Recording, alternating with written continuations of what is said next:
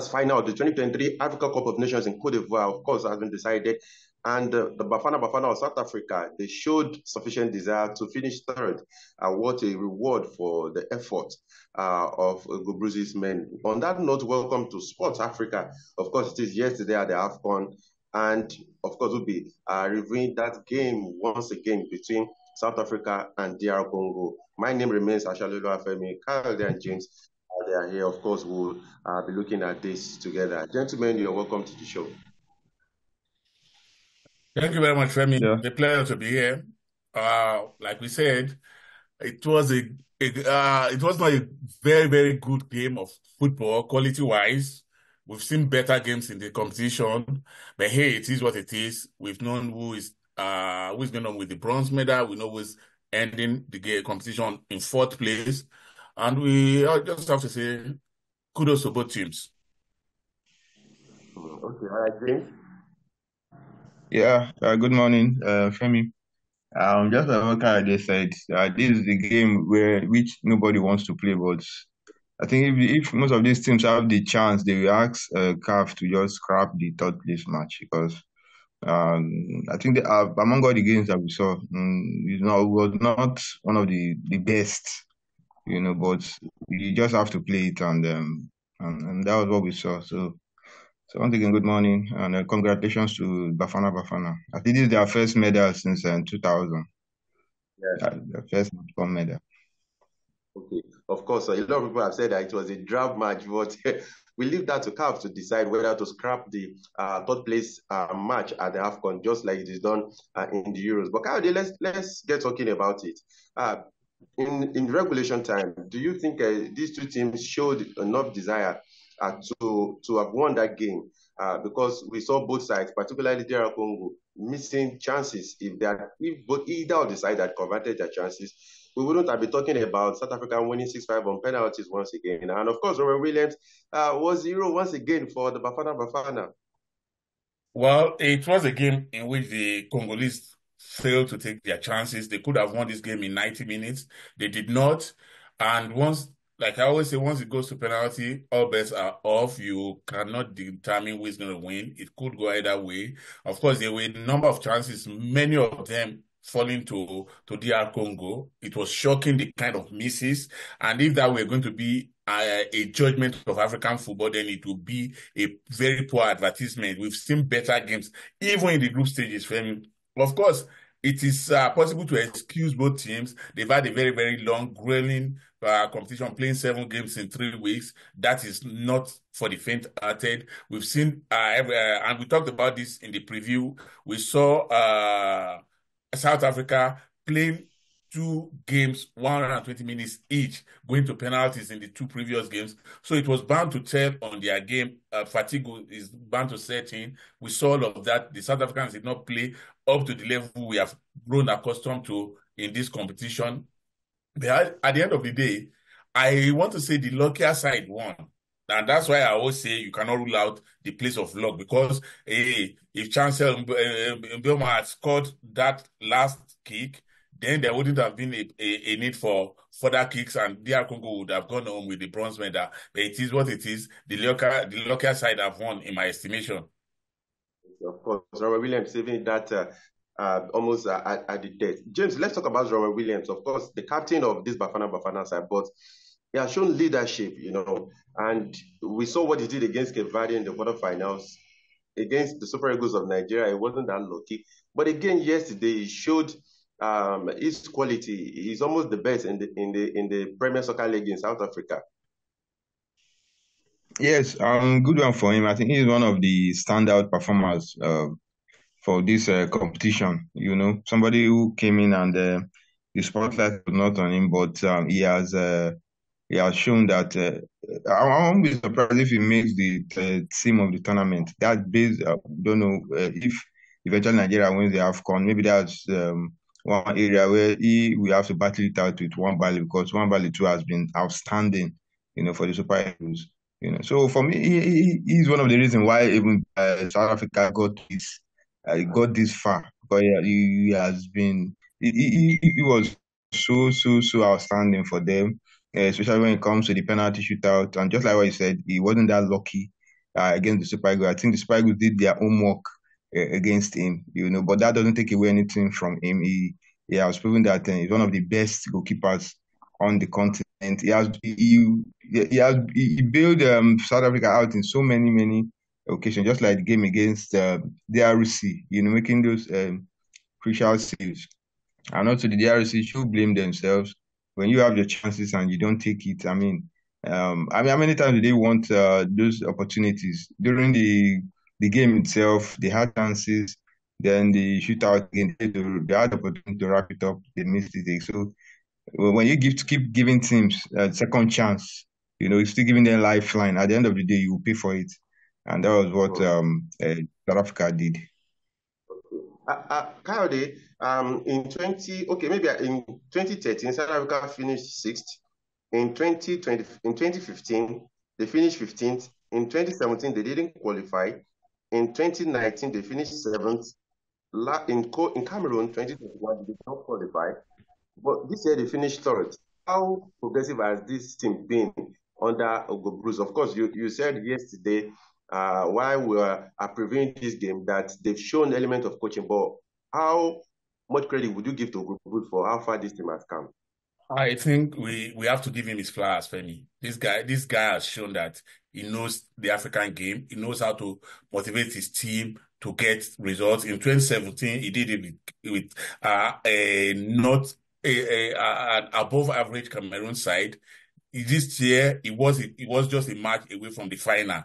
So he shows that he knows his onions. He's one of the most respected coaches in Africa. I can just imagine if he was to coach a better talented team like the Super Eagles of Nigeria, maybe they would have even done better. But no caps, you have to give him his flowers. He has done very, very well with this team. Let's see.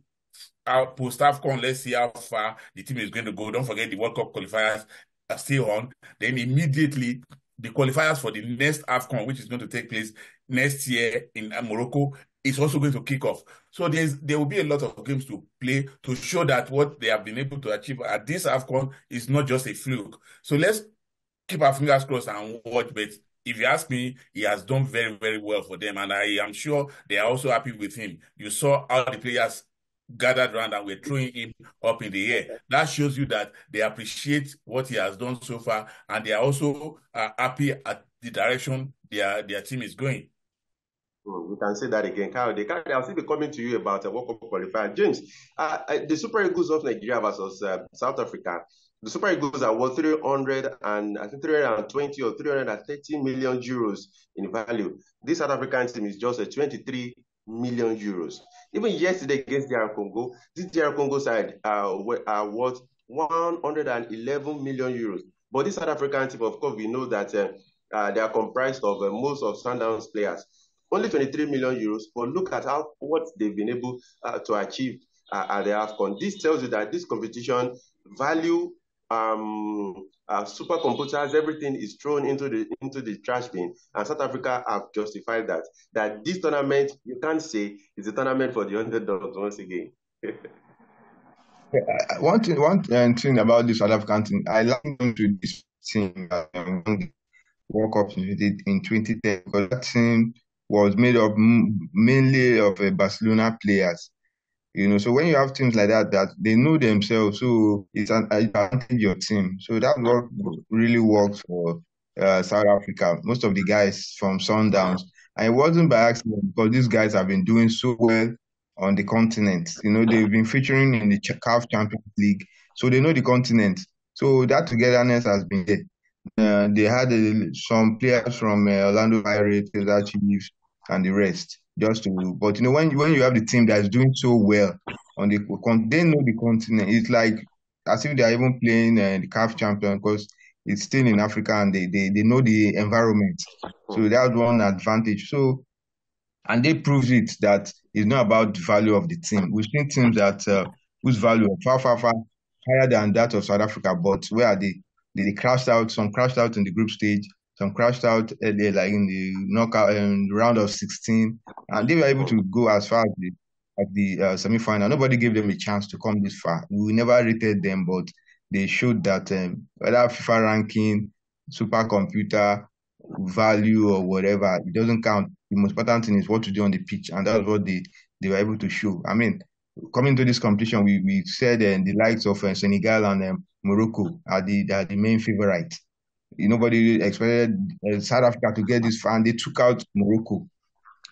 So for me, they've done well. Fine, they didn't win it, but they should be proud of themselves. And it's now depends on what Safa does with the team. The most important thing is build on this team, because the structure is there now. It's just for them to take advantage. And if they do that, and the World Cup qualifier is there too, it's another big opportunity. I hope the Super Eagles will watch this team. That this is a team that cannot, with what they've done in this competition, they show that they're going to be a handful for any team that they come up against. Okay, Kayode, talking about the 2026 FIFA World Cup, the South African, Nigeria, I should say, may have created some form of rivalry for themselves ahead of time, because I remember Danny Jordan, after that semi-final loss to Nigeria, he urged the South African players to get back on, and he said Nigeria will be coming in June. Now, going forward, what do you make of this South African team? Remember, Nigeria, they have a mountain to climb in the qualifiers, just 2 points from possible South Africa second behind Rwanda in the group. Now, what do you make of this South African team? Do you think they are good enough? They'll be good enough to qualify for the World Cup? Femi, luckily the gods are still happy with Nigeria, and the qualifiers are the way they are now. Rwanda leads the group. In a marathon, nobody expects them to last the distance. We expect that they are going to run out of gas. So the leadership of the group is going to be between South Africa and Nigeria. Luckily, even though Nigeria dropped 4 points in their first 2 games, the loss of South Africa to Rwanda means that they only have 3 points, a point ahead of Nigeria. So all Nigeria needs to do, actually, in a direct confrontation with South Africa, is to make sure that they escape defeat in South Africa. Of course, the South Africans will come to Nigeria. They should get 4 points away out of the South Africans, and everything will be good. Everybody will pick points. Everybody will drop points. Everybody will pick points. But even with Rwanda leading the group with 6 points, I'm not sure there's any need to panic, to press the panic button yet. What we just have to wait and see is how each of these 2 teams, I mean South Africa and Nigeria, how they deal with the so-called smaller teams. South Africa will go to Lesotho, they will go to Sierra Leone, they would also drop points, the same way Nigeria. Nigeria will go to Rwanda, the same way South Africa went there. Hopefully they will drop points, and see, it's still a very, very interesting journey that we have to wait and see. And at this point, you cannot rule out anybody, and you cannot give the ticket to anybody. Okay, all right. Of course, that is why we told our viewers across the world that the 2026 FIFA World Cup qualifier will even possibly have a bigger twist to what we've seen at the AFCON, because some of these teams that have played at the AFCON, you could see the improvement, and hopefully they'll be able to take that improvement into the World Cup qualifiers, and possibly Africa might even have new set of representatives at the World Cup in 2026. Now, of course, of African clubs at the AFCON, Al Ahly had 10 players. South Africa at least had 1 there. Of course, talking about Percy Tau, Sundowns 10. You are rest assured that South Africa has 8 players there. Then Pyramid, they constituted, of course, the highest number of representatives from Pyramid, and of course, Orlando Pirates 7. So South African football, I think, is on the rising, and of course, that is what we encourage other African countries to do: develop their indigenous league, so that at least the branding of African football can come alive. James, as we wrap up now, like you said, I think you already said that maybe CAF should consider scrapping the 3rd place. Would you say they should do that? Well, it's not as if I'm calling for it to be scrapped, but when teams go into the 3rd place match, there's always this drop in their performance, because it's like something they just like, well, let's just go there, play, and fulfill our righteousness. That was what we saw in the game against between South Africa and the DRC. But because Europe don't play 3rd place, doesn't mean we should cancel. After all, in the what is it called, Copa America, they play 3rd place. So everybody with their own. I'm not saying that it's a bad fixture. Like I said in one of our episodes, we've seen exciting games in the third place match. For example, the 2021 third place match between Cameroon and Burkina Faso. We've seen exciting games, you know. So it's not a bad game, but I think it's just teams who are looking forward to playing in the final and eventually you lost. So that dampens your spirit. You know, so that's what I saw, especially in for South Africa, who luckily went on to win. So you know, I think they should cancel it, but we shouldn't say because Europe don't do. Always, if you stop this idea of always trying to say because Europe don't do it. The AFCON and the Euros are two different things. A lot of people are telling. Do you know that the Asian Cup was on, but all eyes was on most of the searchlight was on AFCON. You know, so for me, there's nothing bad with the third place match. You know, you just still leave it. You know, I'm not saying that you must cancel it. No, so you should still leave it. I know that in subsequent edition we'll see one of the games that will be very, very exciting. But this one was drab. Okay, Kyle, last word. Do you agree with James that CAF should consider scrapping the third place playoff? Like you said yesterday, it's a match no one wants to play, but you have to play. Do you think CAF should scrap it like it is done in the Euros? I want them to scrap it, not because it is done in Europe. For me, it is time we start to stand on our own feet. We don't have to copy whatever they do in Europe. But I just feel that it's the match that I don't see the relevance, actually. I think once you just like in other Olympic sports, in boxing, for example, once you get to the semi-finals, you are qualified to have a medal. So the final two will go for the silver and gold. The losing finalist will get bronze medals. So I'm not even asking that you give them whatever they get. Once they lose semi-finals, let them just go home. You don't need that. It is the final match of the competition. We look at scrapping it. That's one less game for teams to play. They should have been home like 2-3 days ago, and by now recuperating maybe in their clubs and getting ready to continue their season. Right, of course. So tonight is the grand finale between the Super Eagles of Nigeria and the Elephants of Cote d'Ivoire.